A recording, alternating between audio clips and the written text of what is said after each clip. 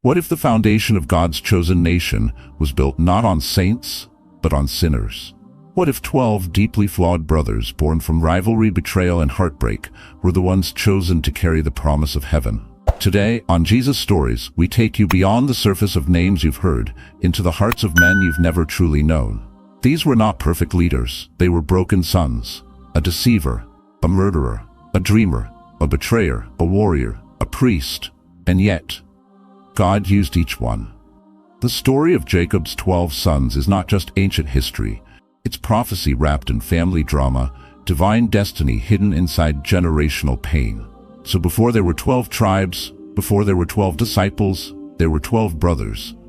Their stories mirror our own: jealousy, failure, forgiveness, and the relentless of God. Stay with us, because once you meet these 12, you'll never read the Bible the same way again. When we look back into the sacred narrative of the Old Testament, Jacob stands out not only as a man of destiny, but as a man of complexity. A character shaped by struggle, deception, and ultimately divine transformation. Born into the line of Abraham and Isaac, Jacob's life is a bridge between promise and purpose. But his personal journey, filled with internal battles and divine encounters, pales in comparison to the legacy he left behind. 12 sons, born from 4 different women, each carrying with them not just familial tension, but spiritual symbolism that would shape the identity of an entire nation. Jacob's transformation into Israel, one who wrestles with God, is a critical inflection point in biblical history. His name change, a result of an intense and mysterious encounter with the divine, is not just a personal rebranding, but a prophetic foreshadowing. From this man would arise a nation that would, throughout history, wrestle with its faith, with its identity, and with its God. And central to that national identity are the 12 sons who embodied a spectrum of human traits: strength, jealousy, passion, failure, redemption, wisdom, vengeance, and peace. Their stories are more than genealogical notes. They are spiritual archetypes, moral mirrors, and prophetic templates. The firstborn Reuben begins the line with both privilege and tragedy. Being first meant having the right to lead, to inherit a double portion, to be the one through whom legacy flows. But Reuben forfeited it all in one impulsive act. Sleeping with his father's concubine wasn't merely a lapse in judgment, it was a symbolic usurpation of power, a direct challenge to his father's authority, and an offense to the structure God had ordained. In ancient patriarchal society, that act was not merely personal sin, it was rebellion against divine order. And so Reuben's life becomes a warning that greatness can be forfeited not by lack of opportunity, but by lack of integrity. Following him are Simeon and Levi, whose bond as brothers manifests in the most brutal of ways. Their reaction to the violation of their sister Dinah was filled with righteous indignation, but their response lacked the restraint and justice that God requires. The massacre at Shechem, premeditated, manipulative, and excessive, revealed a darkness within them. It demonstrated how zeal, when unchecked by wisdom, becomes wrath. They turned an occasion for justice into a stain on their family legacy. And yet, the most fascinating contrast appears in Levi's later lineage. From this same man, whose sword once drew blood and vengeance, would come the Levitical priesthood, a tribe set apart for sacred service. This paradox teaches us that God doesn't always rewrite our beginnings, but He can redeem our lineage. Then there is Judah, perhaps the most complex and redemptive character among the brothers. Early in the story, he too plays the villain. It is Judah who suggests they sell Joseph for profit. It is Judah who watches their father spiral into grief over Joseph's supposed death and says nothing. But pain has a strange way of breaking and reshaping the human soul. Judah's encounter with Tamar, a woman he wronged and misjudged, becomes a mirror held to his face. Her boldness and righteousness confront his hypocrisy, and in that confrontation he begins to change. Years later, when another of Rachel's sons, Benjamin, is at risk, Judah does what none of the brothers did for Joseph. He offers himself in exchange. Leadership is born, not through privilege, but through repentance and self-sacrifice. That is why the Messiah would not come from the line of Joseph, the favored one, but from Judah, the flawed one who learned to kneel. Dan, born of Bilhah, introduces an entirely different archetype. His father's words over him are laced with duality, a judge and a serpent. There is authority and cunning in the same breath. It reflects the ambiguous nature of justice, how it can protect but also deceive. Dan's tribe historically would play both roles, first protectors, then introducers of idolatry. It's a reminder that discernment is not just a gift, but a burden. When misused, it becomes a tool of destruction. Naphtali is the breath of fresh air in this intense family. Described as a deer let loose, his blessing speaks of grace, beauty, and eloquence. His quietness in the narrative is striking, perhaps a reflection of those in life who do not clamor for attention, but leave an impression through joy, movement, and words that bring healing. His lineage would settle in a fertile region, and later become one of the first to see the light of Christ's ministry in Galilee. Grace often flourishes in places unburdened by ambition. Gad's story echoes the ethos of resilience. Born of Zilpah, Gad's name itself invokes the image of a troop, a band of warriors. His descendants would inherit land vulnerable to attack, and so their identity was forged in conflict. But instead of being broken, they became strong. Strength in Gad's legacy is not shown in conquest, but in endurance. He teaches that some tribes are not made to rule, but to guard, to be the first line of defense, the quiet strength holding the gates. Asher, Gad's brother through Zilpah, is his opposite in many ways. While Gad's blessing centers around warfare, Asher is associated with prosperity, delicacy, and favor. His tribe would inherit a region lush with olive groves and fertile soil, bringing abundance to Israel. Asher's legacy is a quiet one, but deeply needed. Not every blessing is loud. Some are tasted in meals shared, in oil poured, in peace maintained. The beauty of the 12 tribes is that strength does not look the same in all of them. Issachar, the product of Leah's determination, becomes a metaphor for stability and servanthood.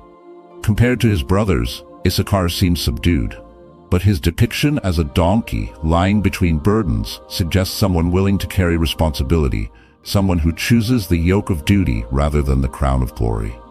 His tribe would be known for wisdom and discernment, scholars who understood the times, and yet they were also criticized for choosing peace over freedom. Here lies a paradox.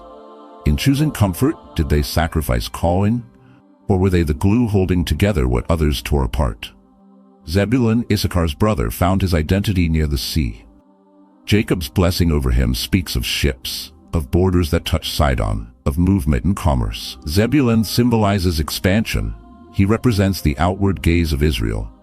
While some tribes focused on agriculture or worship, Zebulun opened trade routes, connected nations, and bridged cultures. Commerce, in the biblical sense, was not just about money. It was about influence, relationships, and bringing the outside world closer to God's people. Then comes Joseph, the crown jewel in Jacob's heart, and the brother whose life reads like a Hollywood drama. Betrayed by his own blood, sold into slavery, wrongfully imprisoned, and then elevated to power in a foreign land.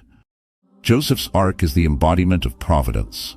What his brothers meant for evil, God turned into salvation. But Joseph is more than just a story of resilience. He is the prophetic prototype of Christ himself, beloved by the Father, rejected by his brothers, falsely condemned, and then raised to save those who betrayed him.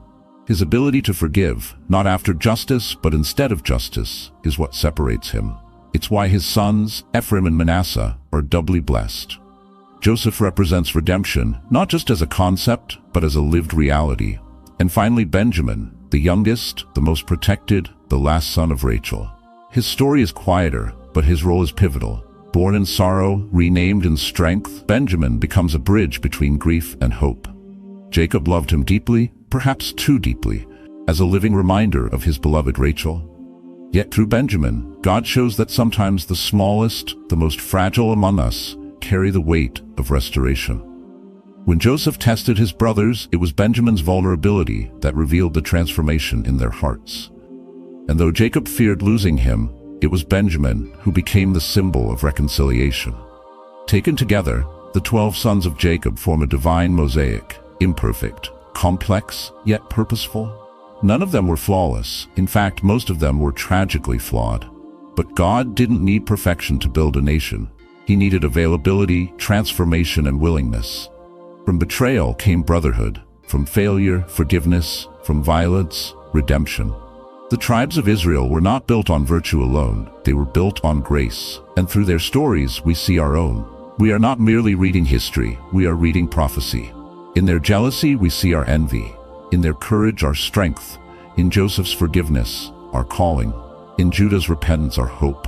The 12 sons were not just the foundation of Israel, they are the human faces of divine design. Each one, whether blessed with land, honor, hardship, or correction, carried a piece of God's redemptive plan.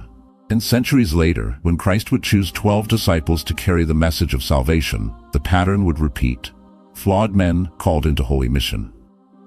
Because that is how God works. Not through perfect people, but through stories.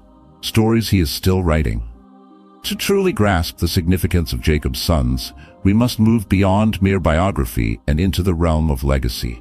Each son did not only represent a person, they represented a future. Their temperaments, decisions, and blessings became prophetic blueprints for how their descendants would operate, struggle, and triumph across generations. These weren't just personal stories, they were generational templates, divine echoes rippling through centuries. Take Levi, for instance. Though his early life was defined by bloodshed, his lineage was chosen to bear the spiritual weight of Israel's worship system. The irony is striking. A man rebuked for his anger becomes the father of priests. It's as if God was declaring that what is wild and destructive in one season can become sacred and set apart in another, if only it is surrendered.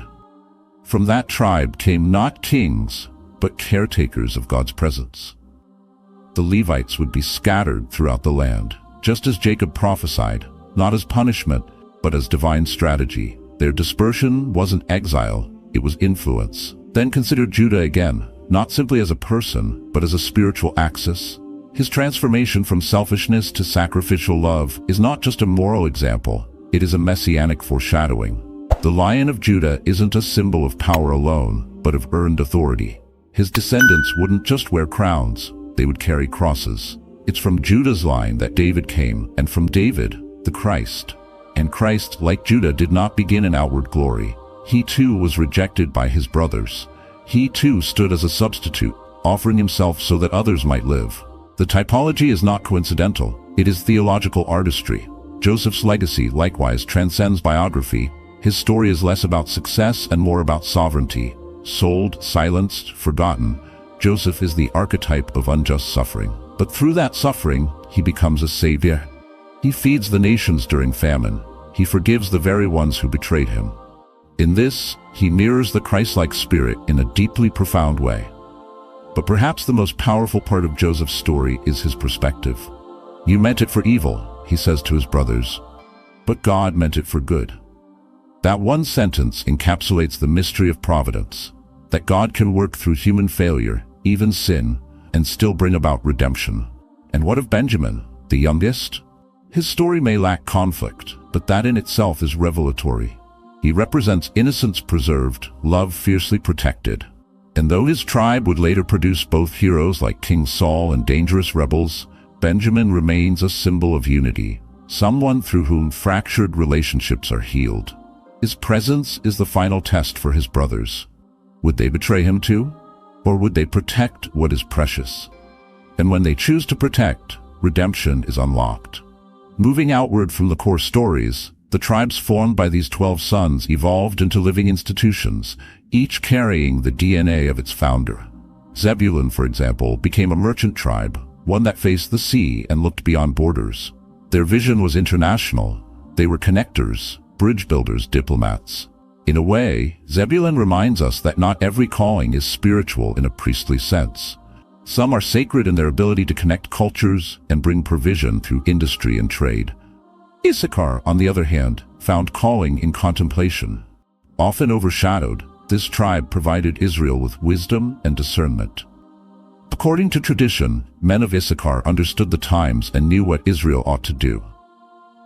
This speaks to the power of quiet leadership, of discernment that doesn't shout but shapes decisions. Sometimes the strongest influence is the one that speaks the least and listens the most. Asher's tribe reflects the joy of divine provision.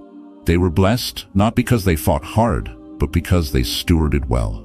Their land was fertile, their food rich, And this reminds us that God's goodness is not always wrapped in hardship. Sometimes it simply flows in quiet abundance. Asher stands as a testimony that peace and prosperity, when held with gratitude, are as sacred as suffering endured with faith. Dan and Gad represent a cautionary duality. Dan had the potential to judge with wisdom, but became associated with idolatry and deceit. His tribe introduced foreign gods into Israel, a reminder that authority without accountability leads to corruption. Gad, in contrast, held the front line. Constantly exposed to enemies, their courage became their identity. Their territory left them vulnerable, but their tenacity made them vital. It's a reminder that not every believer will dwell in safe places. Some are called to the edge, to defend, to endure. Even Naphtali, so quiet in the text, teaches us something profound. His blessing is poetic, likening him to a deer loosed in beautiful words. There's a grace in that image, a life that is not bound by bitterness, a tongue that doesn't curse but blesses.